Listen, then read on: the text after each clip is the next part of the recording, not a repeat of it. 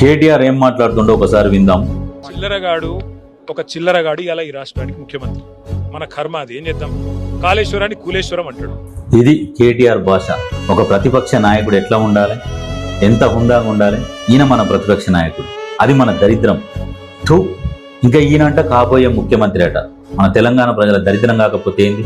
10 సంవత్సరాలు పరిపాలిస్తే ప్రజలు థూ అని ముఖం మీద ఉమ్మేస్తే కూడా మళ్ళా సిగ్గు లేకుండా మాకు ఆకాశం నుంచి నీళ్లు పడ్డాయని తూడ్చుకొని వచ్చి మళ్ళీ అయ్యో ఈ లొల్లి పెడుతున్నారు.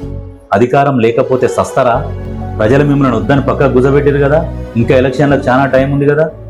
ఎందుకు నీకు అంత ఓపిక నశించిపోయి మాట్లాడుతున్నావు?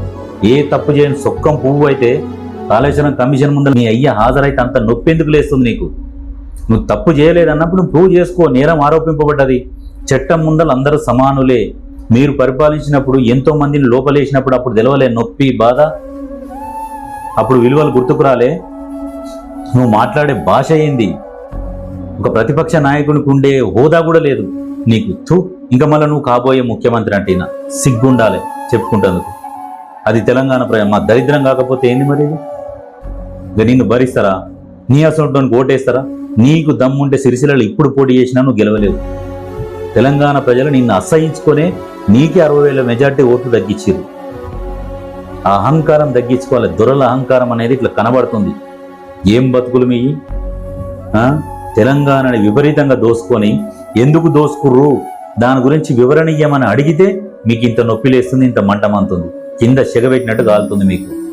నిజంగా నేరం నిరూపణ అయ్యి మీరందరూ లోపలికి పోతే తెలంగాణకు పట్టిన దరిద్రం శని అన్నీ వదిలిపోతాయి. తెలంగాణ ఇలా అప్పులు అడుక్కునే పరిస్థితికి తీసుకొచ్చారు దరిద్రులారా మీరు.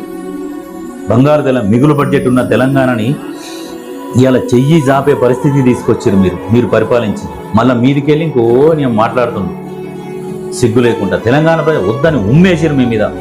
ఉమ్మేస్తే కూడా తూడ్చుకొని మా మీద నీళ్లు పడ్డాయి, గంగాజలం పడ్డది అన్నట్టుగా మాట్లాడుతున్నాను.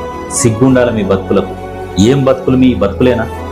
అటు మీకే చక్కదనం లేదు, మీ చెల్లెకే నీకే పడతలేదు. ఆ దోచుకున్న సొమ్ముల నా వాటా అయ్యమని మీ చెల్లె అడుగుతుంది. ఆ సమాధానం చెప్పు ఆ మాటకు. థూ, మీదో బతుకు. విచారణకు హాజరు కమ్మంటే హాజరు కాలేని బతుకు మీదో బతుకు. చట్టాన్ని కూడా మీరు విలువిస్తలేరు. ఒక ముఖ్యమంత్రి పదవికి కూడా విలువిస్తలేరు మీరు. అలా అంత నీచులు మీరు రాజకీయ నాయకుల. మా కర్మ కాకపోతే ఏంది?